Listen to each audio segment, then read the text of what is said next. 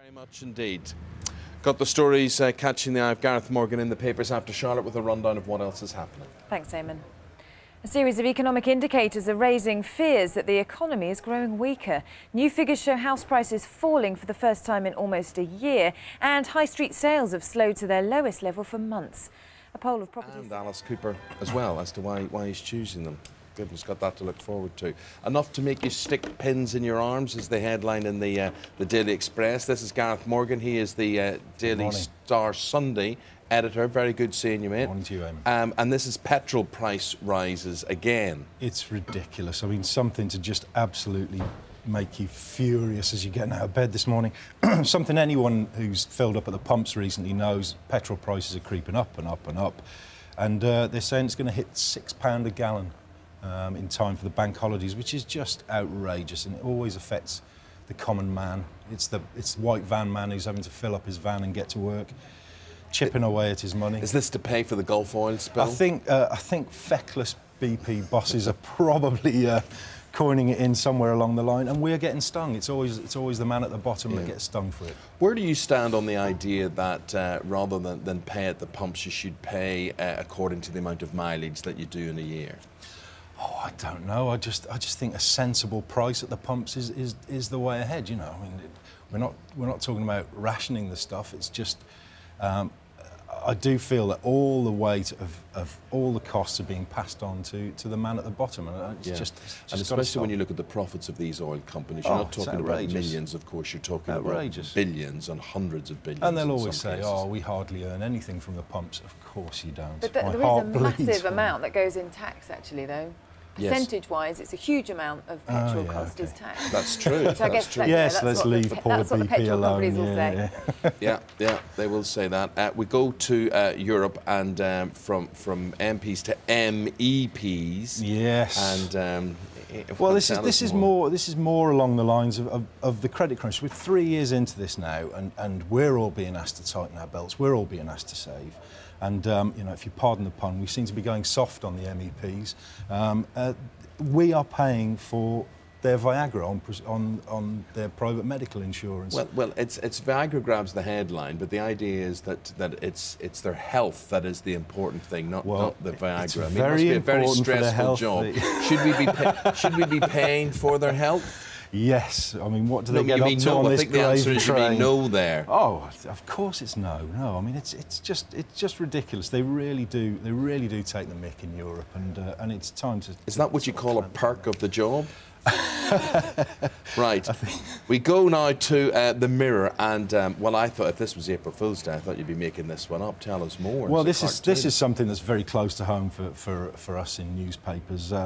Southampton this season have decided, in their wisdom, to not allow press photographers into their briefings, and instead we've got to buy from approved pictures of the club.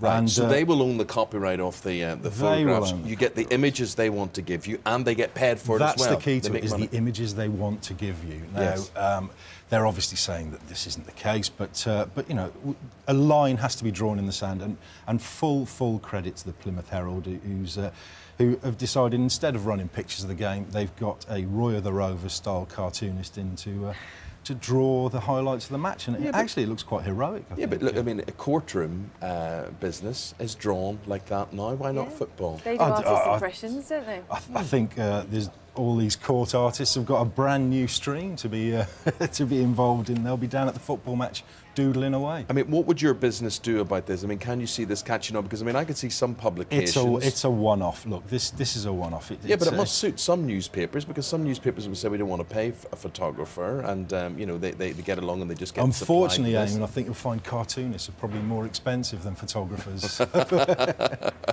Now, doggy stories. Charlotte loves doggy stories. This is in the Daily Mail. What's it saying? Well, this is an ongoing dispute. There's what do you think of that dog, Charlotte? It's a very cute dog. Isn't it cute?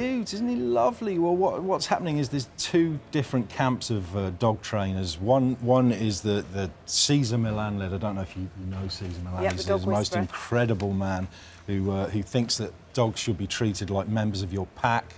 Firm fist. I mean, we're not talking about Chinese zoo type treatment, but just be firm with them. Don't let them on the bed. Let them know who's boss. Whereas there's another group now who are on the up, who are saying but in fact we should be treating them as equals and letting them sit down at the dinner table with us and hop on the bed and maybe have the remote control.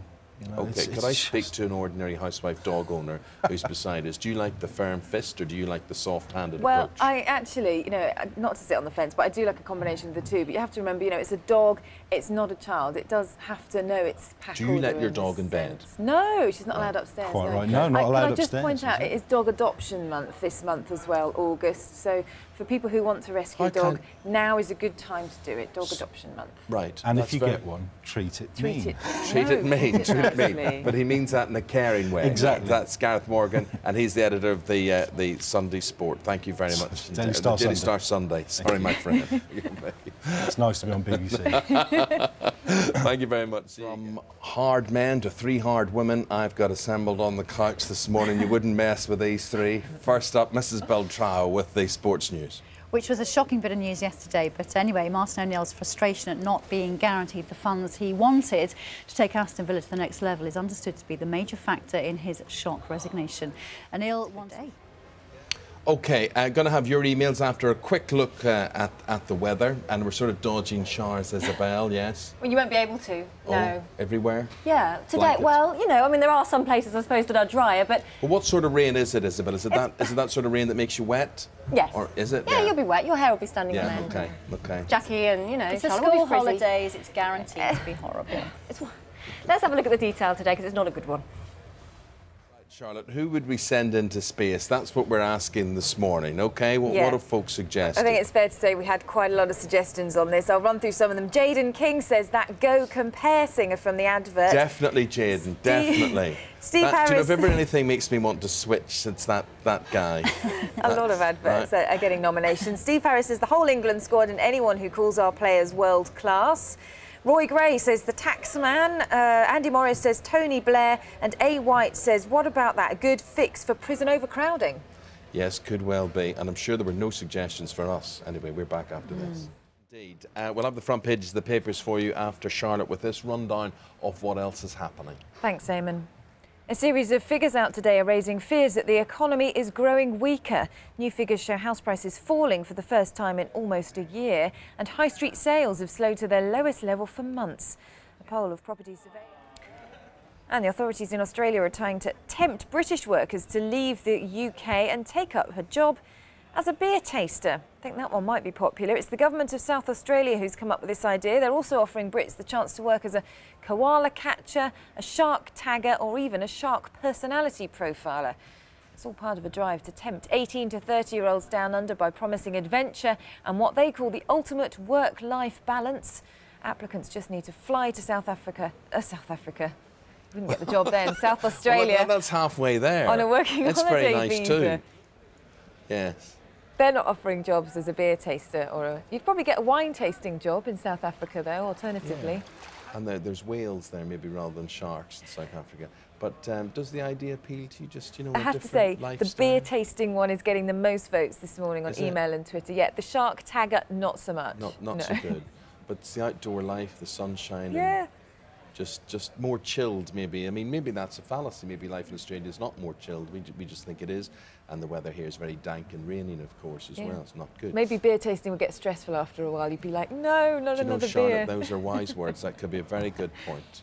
Thank you very much. We're going to look at the front pages of the papers now. A series of economic indicators are raising fears that the economy is growing weaker. New figures show house prices falling for the first time in almost a year, and high street sales have slowed to their lowest level for months. A poll of property surveyors